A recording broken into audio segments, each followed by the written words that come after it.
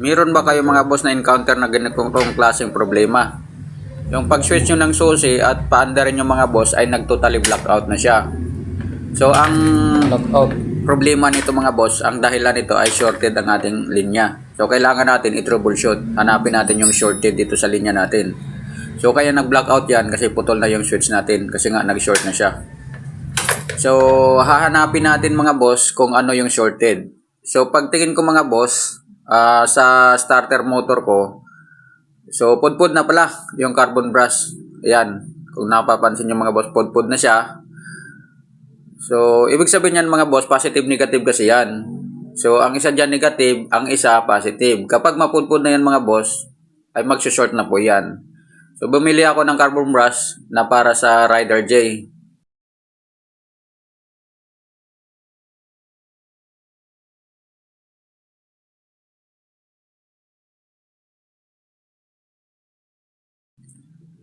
So nung binuksan ko mga boss at kinumpara ko yung carbon brush na nabili ko, carbon brush ng Rider J, Suzuki rin siya. So ayan mga boss yung carbon brush ng Rider J.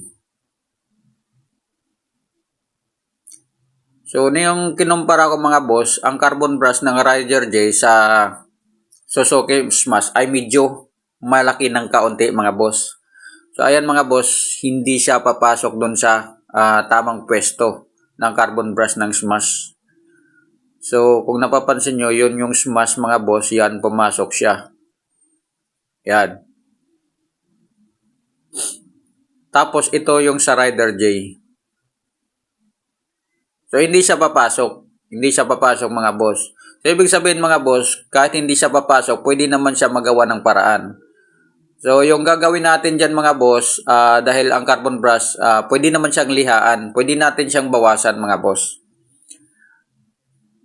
So, ang ginawa ko dyan, babawasan natin yan para papasok siya dun sa lagayan mga boss. So, liha lang ang katapat niyan. Saglit lang naman yan siya babawasan mga boss. So, ayan, lilihain lang natin. So, kailangan i-estimate din natin na hindi masobra yung pagbawas natin. Yung tama-tama lang doon sa lagayan niya na makapasok siya. So, pagbawas, testing natin. Tapos, pag mayroon pang sobra, or malaki pa yung sobra, bawasan natin ulit hanggang sa sakto na siya. Ayan, bawas lang. Dahan-dahan lang din kasi mabilis maputol or mabilis yan mabawas yung carbon brush na yan.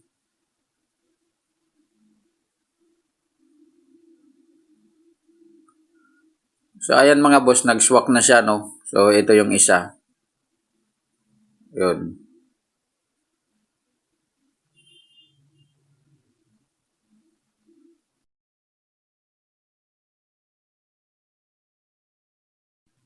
Tapos yung isa naman, babawasan din natin yan mga boss. Yan. Para pasok din siya, swak din siya doon sa lagayan.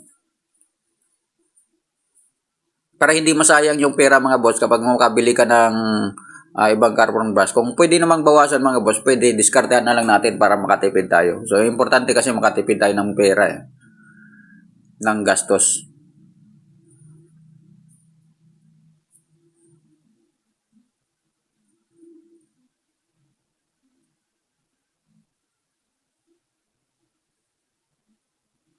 Babawasan man natin kasi hindi pa siya magkasya. So kulang pa.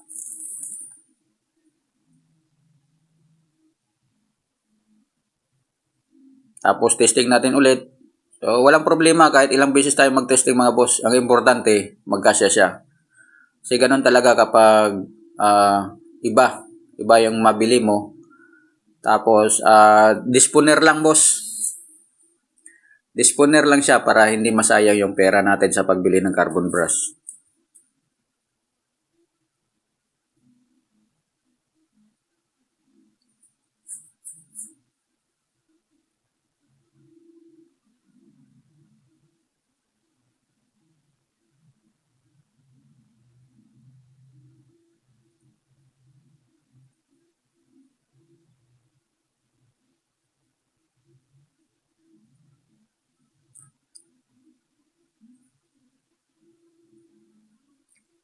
So ayan mga boss, okay na.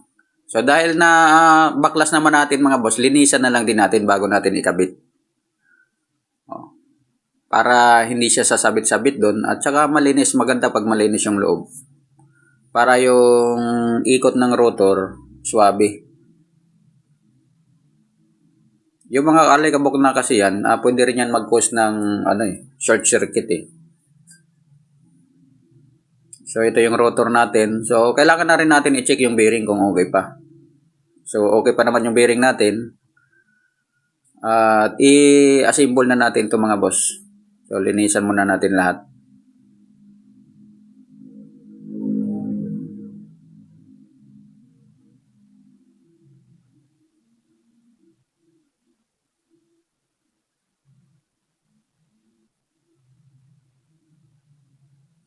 Natin ito, dito to. Tapos mga boss, ito, ilagay na natin to dyan. So dyan yan, huwag mong kalimutan mga boss, natandaan. Pero hindi naman yan papasok kung mali. Mali yung pagkakalagay mga boss, hindi yan siya papasok. So ang kailangan lang natin, hanapin lang natin. Pero kung may marking tayo, mas mabilis kasi may marking na siya. So salpak na lang tayo dyan diretso. So ito ngayon yung problema mga boss kasi hindi yan matanggal. So ang ginawa ko mga boss, pinutol ko na lang tapos hihinangin na lang. So nagdesisyon na ako mga boss na hinangin. So gumamit ako ng soldering paste. Kasi pag walang soldering paste mga boss, matagal kumapit. Matagal kumapit yung soldering lead dyan.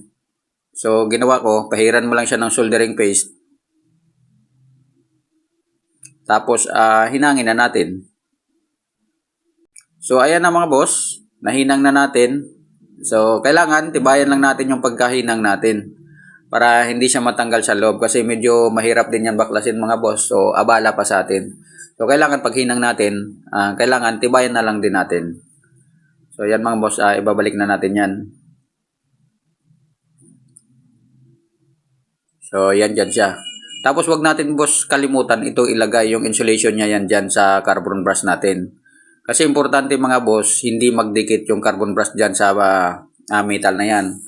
Yung isa pwede dumikit kasi yung isa naman dyan is ground. Tapos yung isa mga boss is positive. So importante ang positive mga boss, hindi siya didikit sa metal na yan. Kasi nakabody ground kasi ang metal na yan mga boss eh. So kapag dumikit yan yung positive natin, pwede pa rin ma-short at sunog na naman. Putol na naman yung fuse natin.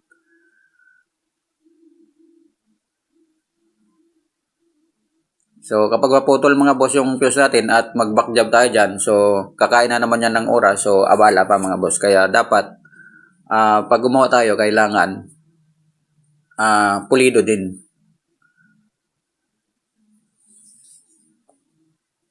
So, ito, nakapass forward ng mga boss para mabilis.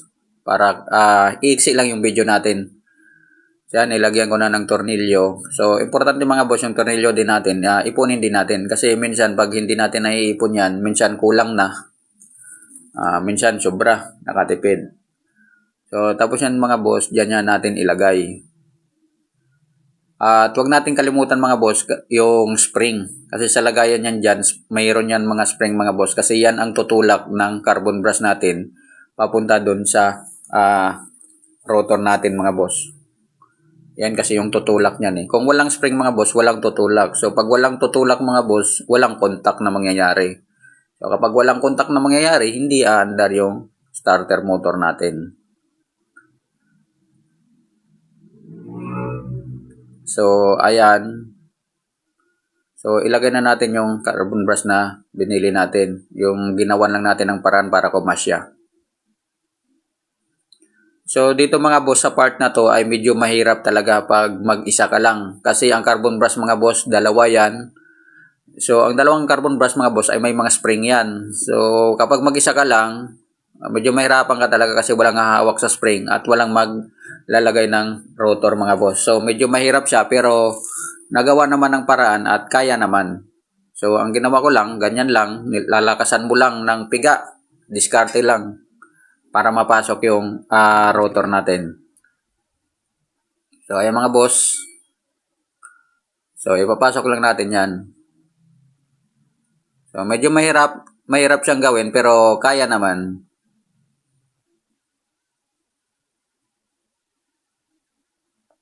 So, kailangan lang natin siyang sisikwatin kasi hindi siya papasok.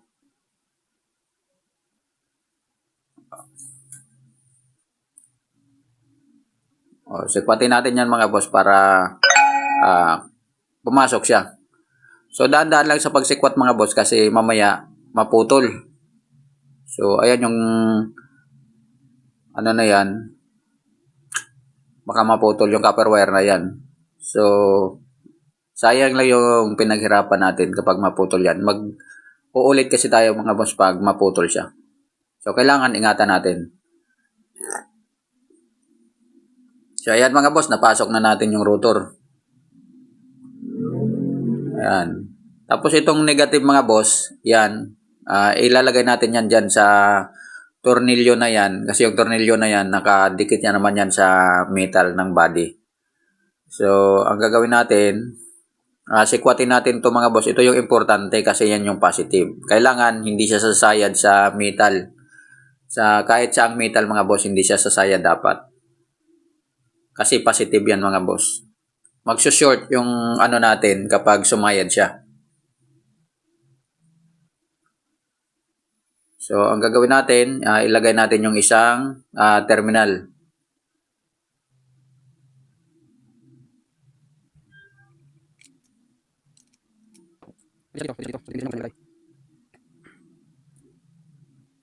So, kahit kayo mga boss, pwede nyo itong gayahin kapag ganito na yung problema ng starter ninyo na ano na yung carbon brush. Madali lang naman siyang tanggalin mga boss. Madali lang din siyang palitan. So, medyo may kahirapan pero kaya naman. Kung gugustuhin talaga is kaya naman mga boss. Kasi walang imposible sa taong gustong matuto mga boss. So ayan mga boss, nakabit na natin. So yung ground. Ngayon double check natin yan mga boss kung sumayad yan yung positive. So importante hindi sumayad eh.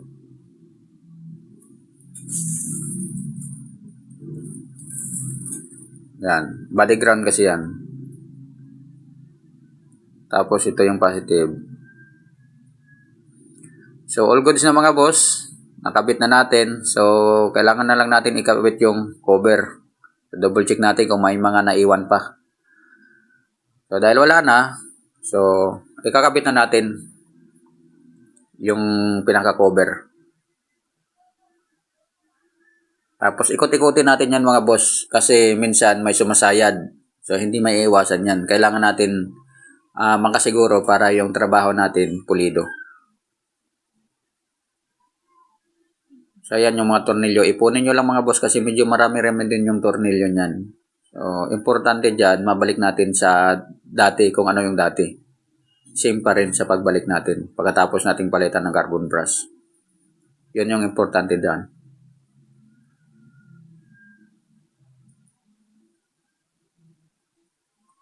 So, pagkatapos natin yan assemble mga boss, ititesting na natin yan. So titingnan natin kung gagana ba siya. Importante sa paggawa nito mga boss, kailangan itesting natin bago ikabit doon diretso sa motor natin. Kasi mamaya mag-back job tayo tapos nakabit na pala. So babaklas ulit tayo. So kailangan ititesting natin.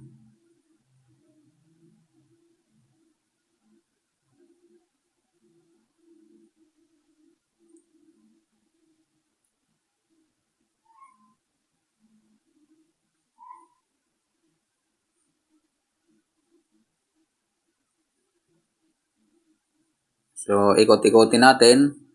So ang ginawa ko mga boss, pinukpok ko yan dyan para ma-align yung sa loob.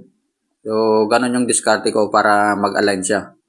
Kasi minsan kasi naiipit. So pag inano natin, diretso tayo ng tornilyo.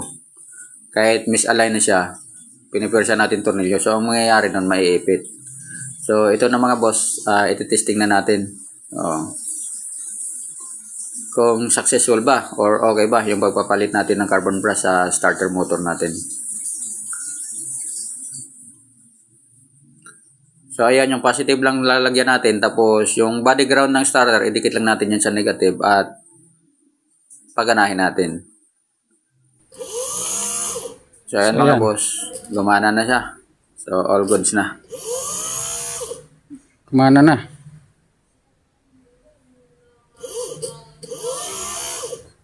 So, goods. Ikakabitan natin sa motor.